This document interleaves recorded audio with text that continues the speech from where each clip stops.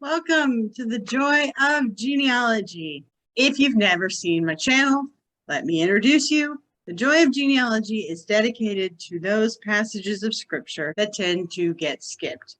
People look at the Bible and they think it's intimidating, they think it's boring, they think the list of names are just a bunch of names. Even Christians themselves, reading the Bible for a long time, have done this. I will tell you that even in my research for these videos, it's been a bit overwhelming. So I'm hoping and praying that the Lord reveals things to me that I can share with you. If you haven't seen the other videos, I encourage you to start from the beginning. However, scripture is good no matter where you are. Today's video, we're going to continue along the line of Jacob, which is awesome. If you've been watching my videos at all, you've heard me talk about Jacob, and the reason is because he is the father of the Israelite people. So from here on out, basically, we're going to be talking about people groups. So I'm going to give you a little bit of background on Jacob, and then from Jacob, we'll have entire tribes of people, which is a little different than what we've been doing up until now. Today's video is going to be not quite like the other videos we've done. It's going to be more like when we talked about Abraham. I'm going to be reading a lot of narrative. I wanted to split Jacob up in relation to other people. So today I'm going to cover the narrative of Jacob and Esau. And then we'll cover the narrative of Jacob in relation to other people. You'll kind of get the idea of how it goes after the second, maybe third video. But today is going to be a lot of narrative as opposed to genealogy. So I wanted to start by going over this document that I call the completed line. It's basically an overview of the line from Adam to Jesus. It gets really complicated, as you've seen in other videos, when you try to put in the other genealogies in the line of Christ, because going from Adam to Jesus is one person at a time. However, as you can tell by these blue blocks, there are branches, and the branches are not directly in the line of Christ. So I made an overview, a map of Adam to Jesus. So I'm going to start by regrouping and kind of letting you know where we're at. If you would like a copy of this document, please feel free to email me. I can send it to you. You can tweak it. If you'd like a copy of any of my genealogies, please email me. I can send you a copy and you can tweak it and do whatever you want with it. For today's video, I'm going to kind of set the stage and then I'm going to read the scripture. So we started with Adam and we went all the way down through people who have no other real biblical context to Noah. A lot of people know Noah from the flood. Noah gets a lot of narrative himself. From Noah came Shem, one of three, one of many really, but one of three that the Bible mentions specifically. And then from Shem, you go all the way down through to Nahor and Terah, who had also three mentioned in scripture. Again, he had a lot more than that, and he is the father of Abraham, who also has a lot of narrative. And then from Abraham, we have Isaac and Jacob. Isaac had two sons, like we talked about last time. We talked about Esau in depth. But today we're going to talk about Esau in relation to Jacob. Esau and Jacob are twins. Jacob's name means deceiver. Esau's name means hairy. And both of those things are going to come into play as we read the scripture today. As I said in my last video, Jacob is the father of the Israelites. Esau is the father of the Edomites. These two are really important people groups in the Old Testament. We had ended Genesis 26 with the lineage of Esau. It talks about his wives, talks about how he married them just to spite his family. He marries into the line of Ishmael, kind of following that pattern of the cursed line. We're going to start today in Genesis 27 and go through the relationship between Jacob and his twin brother Esau. So, Genesis 27. And it came to pass that when Isaac was old and his eyes were dim, so that he could not see, he called Esau his eldest son and said unto him, My son. And he said unto him, Behold, here am I. And he said, Behold now, I am old, I know not the day of my death. Now therefore take, I pray thee, thy weapons, thy quiver and thy bow, and go out to the field and take me some venison. And make me savory meat, such as I love, and bring it to me that I may eat, that my soul may bless thee before I die. If you'll remember, Jacob and Esau, as I said before, are twins. Esau is a hunter, and he is the favorite of his father Isaac. Jacob is not a hunter, and he is basically a mama's boy. He is the favorite of his mother, Rebecca. Esau is also significantly hairier than his brother Jacob, which plays into the story a little bit later. Esau means hairy. Verse 5. And Rebekah heard when Isaac spake to Esau his son. And Esau went to the field to hunt for venison and to bring it. And Rebekah spake unto Jacob her son, saying, Behold, I heard thy father speak unto Esau thy brother, saying, Bring me venison and make me savory meat, that I may eat and bless thee before the Lord before my death. Rebekah knows the promise that she was given when they were born, that the older shall serve the younger. There's much debate in Christian circles as to whether or not she's in the right for doing this. The only thing you can really know from scripture for sure, is that she did in fact know the prophecy. In general, whether her motives are pure or not, she does in fact know the prophecy. The older shall serve the younger. Back when we talked a little bit about Esau before, and I read part about the pottage, Esau had already given up his birthright. This part is about the blessing, which is generally supposed to go to the older son. As we'll see, it kind of goes awry. Verse 7. Bring me venison and make me savory meat, that I may eat and bless thee before the Lord before my death. Verse 8. Now therefore, my son, obey my voice according to that which I command thee. Go now to the flock and fetch me from thence 2 good kids of the goats, that I may make savory meat for thy father, such as he loveth. Verse 10. And thou shalt bring it to thy father, that he may eat, and that he may bless thee before his death. And Jacob said to Rebekah his mother, Behold, Esau my brother is a hairy man, and I am a smooth man. My father peradventure will feel me, and I shall seem to him as a deceiver, and I shall bring a curse upon me, and not a blessing. And his mother said unto him, Upon me be thy curse, my son, only obey my voice, and go fetch me them. And he went and fetched and brought them to his mother, and his mother made savory meat, such as his father loved. And Rebekah took goodly raiment of her eldest son Esau, which were with her in the house, and put them upon Jacob, her younger son. I have heard one pastor point out being clothed with the clothes of Esau, and how that's a picture of being clothed with the righteousness of Christ and being blessed, which I thought was an amazing point to make.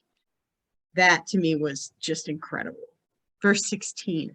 And she put the skins of the kids of goat upon his hands, and took upon the smooth of his neck. And she gave the savory meat and the bread, which she had prepared, into the hands of her son Jacob. And he came unto his father, and said, My father. And he said, Here am I. Who art thou, my son? And Jacob said unto his father, I am Esau, thy firstborn. I have done according as thou badest me.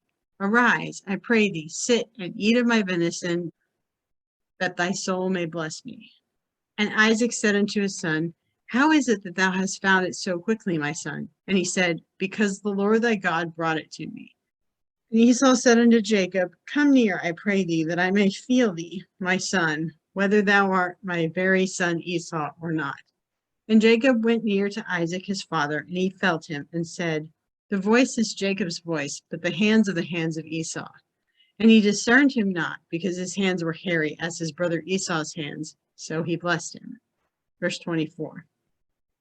And he said, Art thou my very son Esau? And he said, I am.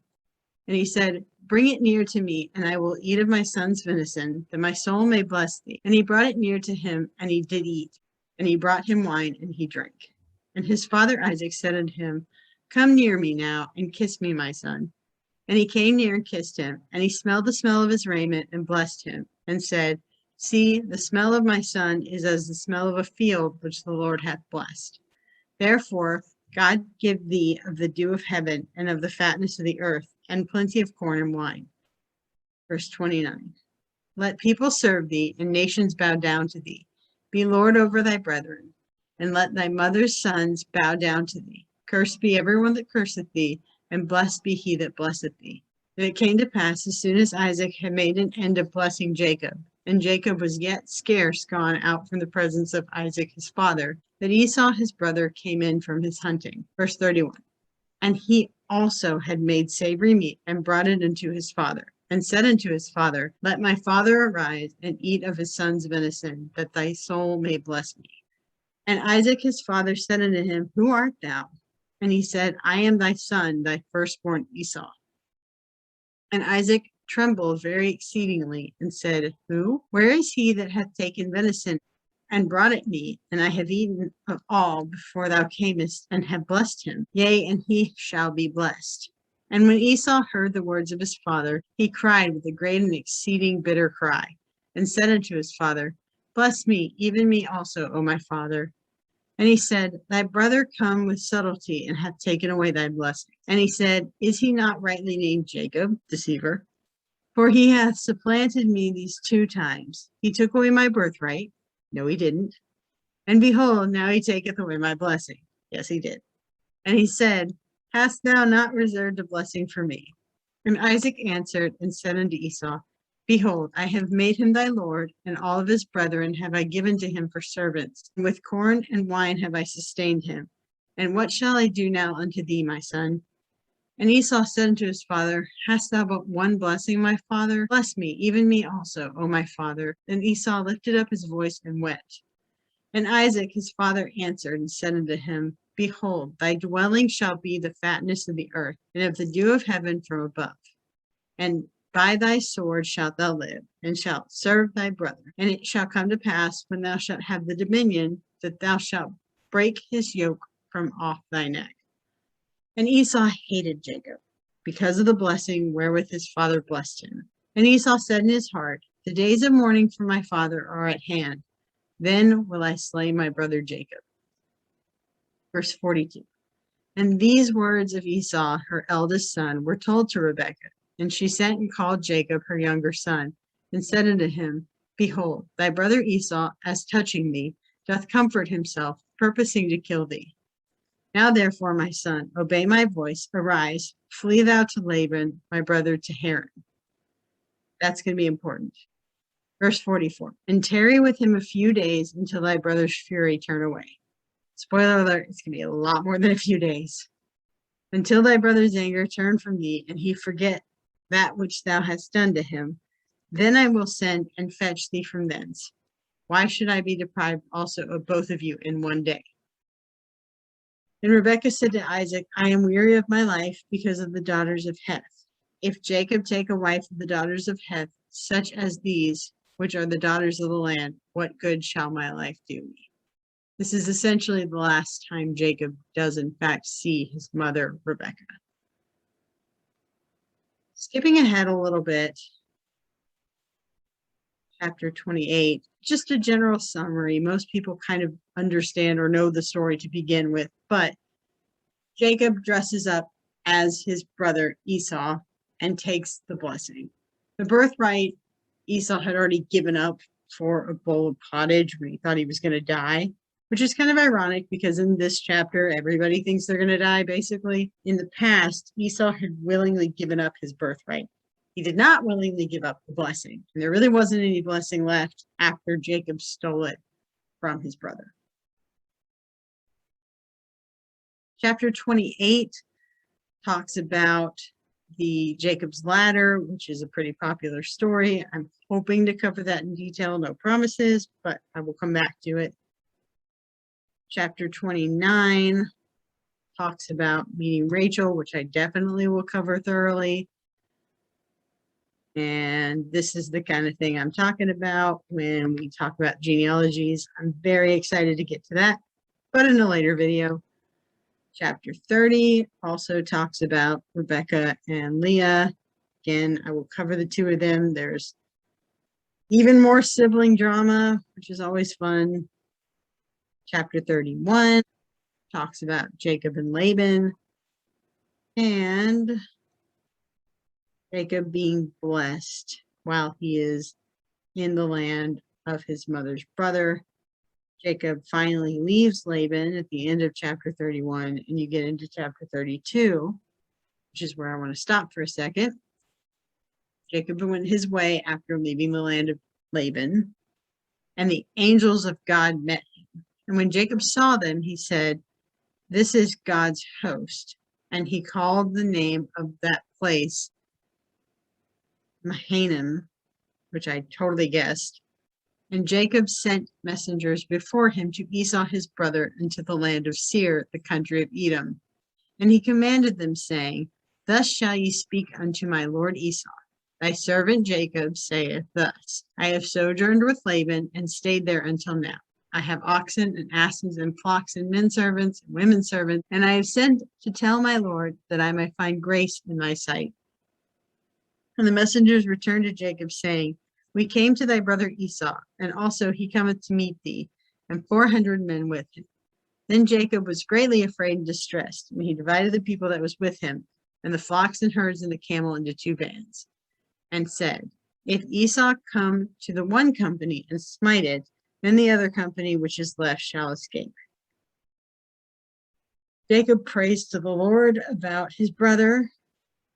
Verse 11, "Deliver me, I pray thee, from the hand of my brother, from the hand of Esau, for I fear him, lest he will come and smite me and the mother with the children."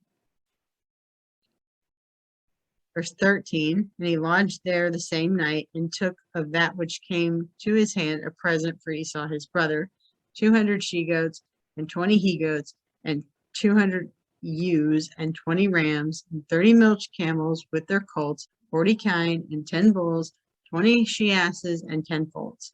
And he delivered them into the hand of his servants, and every drove by themselves, and said unto his servants, Pass over before me, and put a space betwixt drove and drove. And he commanded the foremost, saying, When Esau my brother meeteth thee, asketh thee, saying, Whose art thou, and whither goest thou? And whose are these before thee? Then thou shalt say, They be thy servant Jacob's. It is a present sent before my lord Esau, and behold, also he is behind us. So commanded he the second and the third, and all that followed the drove, saying, On this manner shall ye speak to Esau when ye find him. And say ye moreover, Behold, thy servant Jacob is behind us. For he said, I will appease him with the present that goeth before me. And afterwards I will see his face, peradventure he will accept of me. So went the present over before him, and himself lodged that night in the company.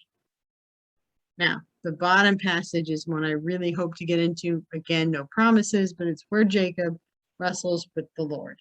I find the placing of this story really interesting, but I want to do a little bit more digging before I get into it in the future. So again, Jacob has left the land of his father Laban and is going to meet his brother Esau. He is understandably concerned that he is going to want to kill him, so he's separating all his people and all his goods into different camps and different categories so they can go before him. And he sends Esau a present, he sends him another present, and he sends him a fourth present, and he divides his own camp into 2, hoping that, hey, if he messes with this first camp, maybe the second camp can escape. Chapter 33. And Jacob lifted up his eyes and looked, and behold, Esau came, and with him 400 men. And he divided the children unto Leah and unto Rachel, and unto the 2 handmaids. And he put the handmaids and their children foremost, and Leah and her children after, and Jacob and Joseph hindmost. Wonder why. And he passed over before them, and bowed himself to the ground 7 times, until he came near to his brother. And Esau ran to meet him, and embraced him, and fell on his neck, and kissed him, and they wept. And he lifted up his eyes, and saw the women and the children, and said, Who are those with thee? And he said, The children which God hath graciously given thy servant. Then the handmaids came near, they and their children, and they bowed themselves. And Leah also with her children came near, and bowed themselves. And after came Joseph near, and Rachel, and they bowed themselves. And he said, What meanest thou by all this drove which I met? And he said, These are to find grace in the sight of my Lord. And Esau said, I have enough, my brother. Keep that thou hast unto thyself. And Jacob said, Now I pray thee, if I now have found grace in thy sight, receive my present at my hand. For therefore I have seen thy face, as though I had seen the face of God, and thou wast pleased with me. Take, I pray thee, my blessing that is brought to thee, because God hath dealt graciously with me, and because I have enough. And he urged him, and he took it. And he said, Let us take our journey, and let us go, and I will go before thee. And he said unto him, My Lord knoweth the children are tender, and the flocks and the herds with young are with me. And if men shall overdrive them one day, all the flock will die. Let my Lord, I pray thee, pass over before his servant, and I will lead on softly, according as the cattle that goeth before me, and the children be able to endure, until I come unto my Lord unto Seir. And Esau said, Let me now leave with thee some of the flock that are with me. And he said, What needeth it? Let me find grace in the sight of my Lord. And Esau returned that day on his way unto Seir. That is the last we hear of Esau in the story. Basically, Esau learned to forgive Jacob, and Jacob was terrified that he wouldn't the entire time. Both men are blessed regardless. Jacob is blessed exceedingly. Esau is also blessed exceedingly and doesn't even need the present that Jacob brings him in the first place. And that, my dear friends, is the story of Esau. Next time, I will get into some more genealogy. I'm excited, and we will talk about Jacob in relation to probably Leah. Looking forward to it next time. Bye.